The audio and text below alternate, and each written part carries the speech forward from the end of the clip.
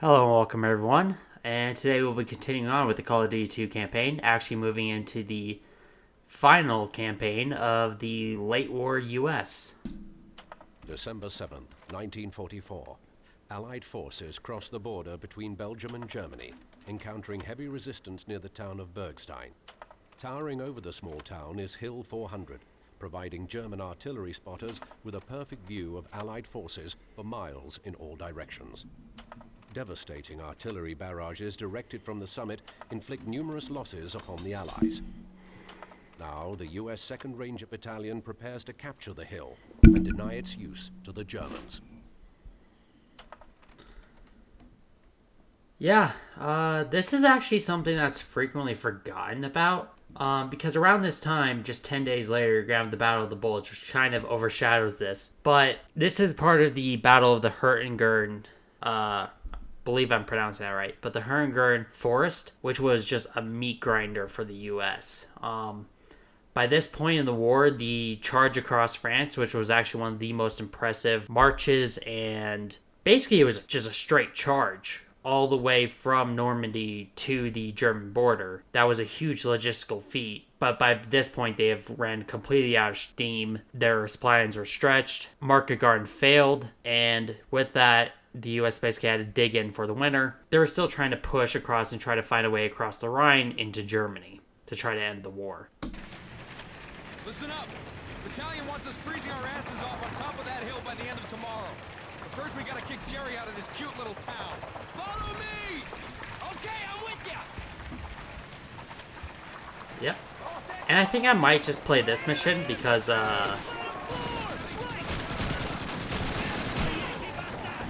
A, I don't have a huge amount of time to record today, and most importantly, I want to save the hill missions, because the hill missions are going to be, oh boy, they're going to take a while.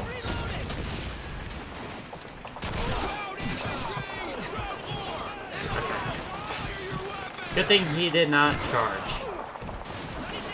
Am I going backwards? I am going backwards. Shout out Thompson. Yeah.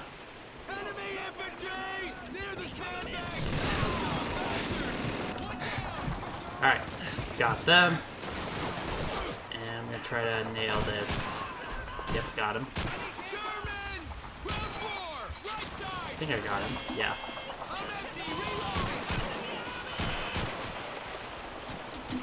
This is something that's frequently not shown. A whole lot. Like, if you're going to be around this time, it usually is going to be Battle of the Bulge that gets shown.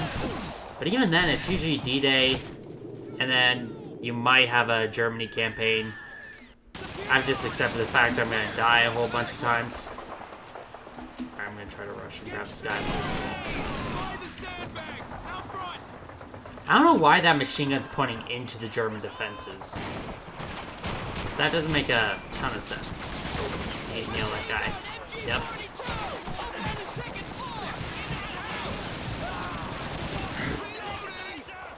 Yeah, I'm gonna throw smoke. Then we're gonna see if we could charge. God, I love the M1 ping. The M1 ping is by far, like, one of the greatest, like, things ever created.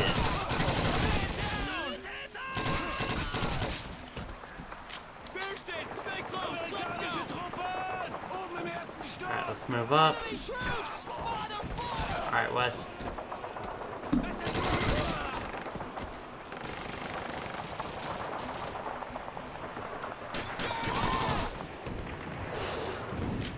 House cleared! Let's go! Private, get the 30 cal set up in that window! Lay down suppressing fire! Ground infantry! Ground fire! Take out their infantry! So, I figured I might as well talk a little bit about my plans for after this campaign, because I want to save a lot of the more, like, historical context for, like, the next couple missions. But I was thinking about maybe going back and completing Call of Duty 1, and or doing Brothers in Arms. Brothers in Arms Road to Hill 30, which is another fantastic game.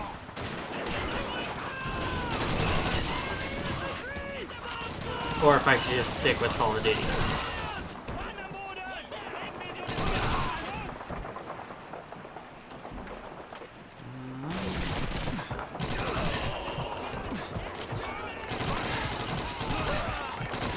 Oh.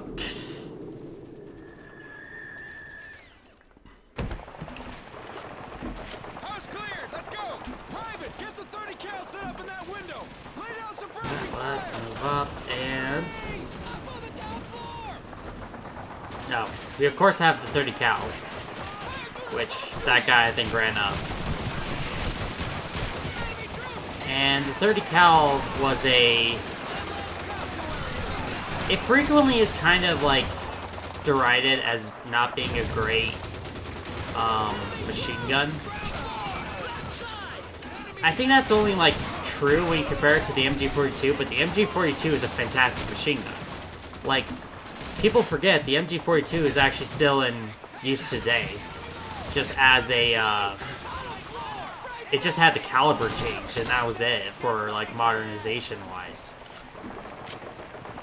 But the 30 cal was a more than sufficient machine gun that actually was pretty dang good.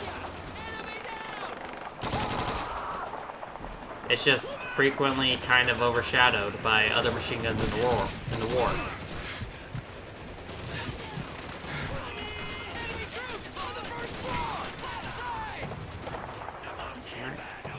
Okay, we cleared this house. I don't know why that took a while to complete. Now we need to try to take...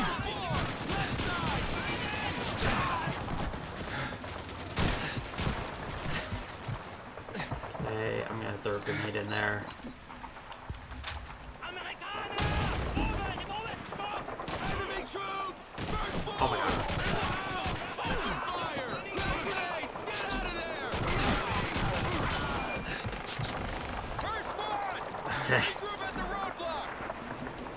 Yeah, so the M1 Garand, obviously 8-round clip fed system. A lot of people for some reason think that it was originally created to have like a magazine. As far as I'm aware, that's not true, like at all. Like there was a couple like a prototype by Winchester for like a select fire style M1 Garand with a detachable 20-round magazine. But that was just a prototype. It never actually saw any service at all. It was always, generally speaking, designed with a 8-round clip in consideration. Probably should have ran to cover first.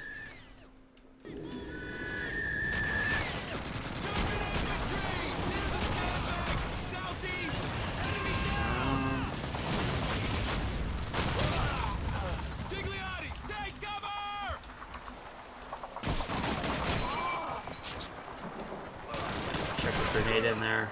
Look out, grenade! Hit that, I might move up.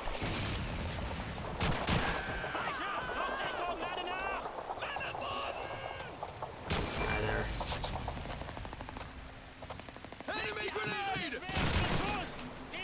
Take cover, let that explode, then probably charge in.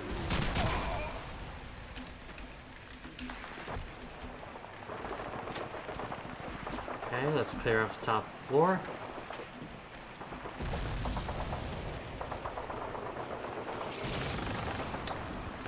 Alright, this house is secure. Now let's go ahead and hit the mortar teams. To the east. Taylor, move up! Use your grenades and clear that house room by room! Go! Look out, grenade! Oh god.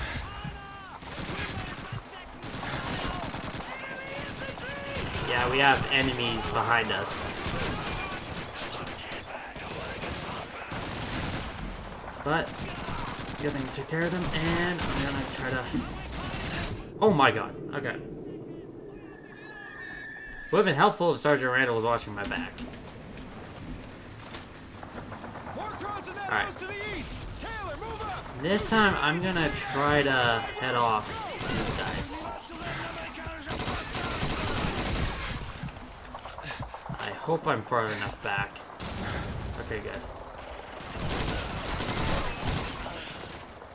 I think I got them all. Nope.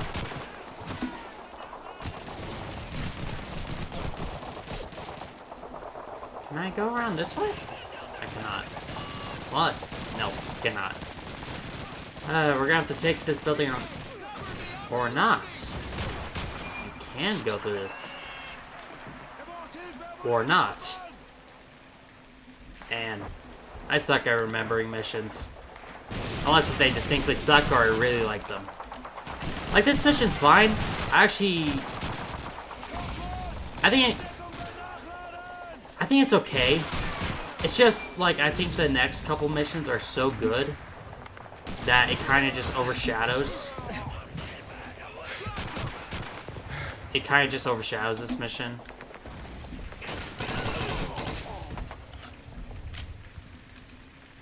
Okay. I just go downstairs first. Alright, actually, let's get the top first. Yeah, that bathroom's cleared. Alright. Good work. Now let's head north to those enemy mortars.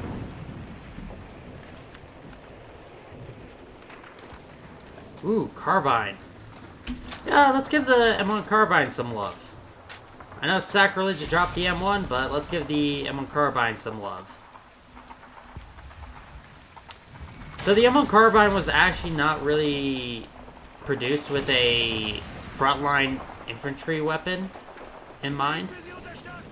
The reason for this is because the M1 Carbine was basically supposed to be a light weapon that people who didn't necessarily need a weapon as heavy as the M1 Garand, like for example Private Boswell here, because he should have a bazooka, not a Panzerschreck, but in this case he'll work.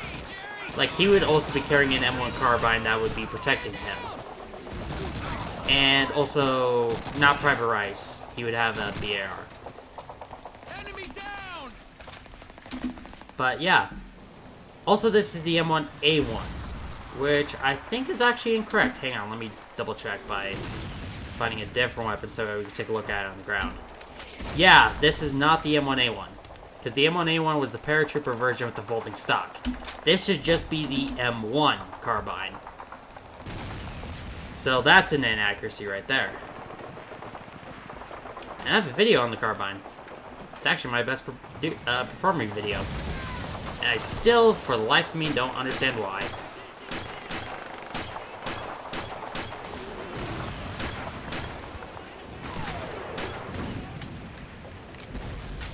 Now, fun fact about the Carbine, if they went with the original plan for it, this actually would have been the first ever assault rifle in the entire world. And the reason for that was because originally, well, first things first, this is actually an intermediate cartridge. And if you don't know what an intermediate cartridge is, so there's three types of rounds. You got your basic pistol rounds, which are like, yeah, they're like standard pistols. They tend to be short, small caliber weapons that, well, not weapons, but bullets that you would fire out of like a pistol or a pistol caliber rifle. However, you also have your rifles, which would be, well, your rifle cartridges, which would be like in the M1 Garand. These are full-length rifle cartridges, so they'd be from there to there. They're actually quite long. Versus a standard, like, intermediate cartridge is only like that long. It's not actually that short. It's actually very short. But an intermediate cartridge is it usually is a rifle round that is shorter, versus an M1 Carbine round is actually the opposite. It's a pistol cartridge actually lengthened. So that way it's a little bit bigger than a normal pistol round. And originally it was supposed to be a select fire weapon. So it could be fully automatic. However, they got rid of it because it then broke the weight requirement. Because, again, We gotta clear this the house. primary job of this carbine was to be On my command, kick open the door and frag a those cars. lighter rifle for guys who didn't need a bigger rifle. So, like engineers, medics, radio operators, they carried these. That's one less crap to worry about. Which is like an interesting what-if scenario. And I got killed because I couldn't retreat with my guys in the way. We gotta clear this house. But it's an interesting scenario of what would have happened if the U.S. actually committed to making this into a assault rifle and then carrying on with that idea for an assault rifle. That would have actually probably made the U.S. riflemen way deadlier. Because the M1 Garand already made U.S. riflemen, like, insanely good. But now you're giving them a full auto option, well, select fire option, in a intermediate cartridge that you can now fire, well, you can fire and select in full auto or semi-auto. And that's actually a really interesting what-if scenario if the U.S. decided to go with that. But it really wasn't on their radar. It wasn't until Vietnam that the U.S. began to go with an intermediate cartridge weapon. Taylor, silence those more. We gotta clear that church. Taylor, take point. Okay, I think I skipped over a bunch of things. Yeah. All right, let's move out. All right, move in. Secure the church. Yeah. The M1 Carbine's kind of a misunderstood rifle, but it's actually a really good rifle. They would eventually re-add the select fire capabilities with the M2 Carbine. But yeah, that was a post-World War II thing.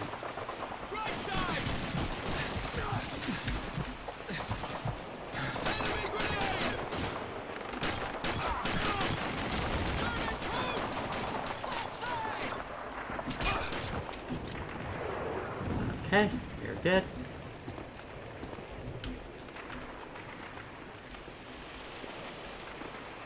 Alright, I might pick back up the M1 Garand.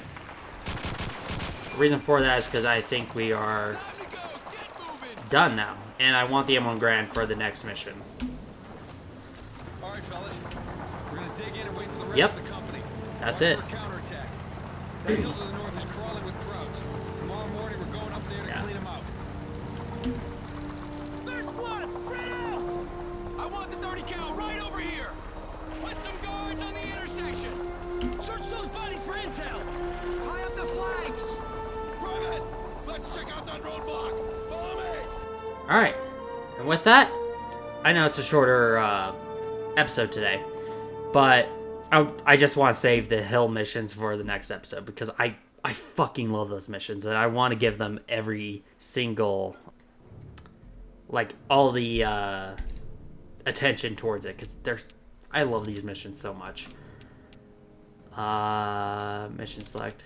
But yeah, I think this one is really good, but this one, oh boy, I love this mission. This is probably my favorite mission. It also is probably the most iconic one outside of the Pointe du Hoc. But anyway, thank you for watching. And if you liked the video, I would appreciate it if you hit the like button and subscribed. And have an excellent day.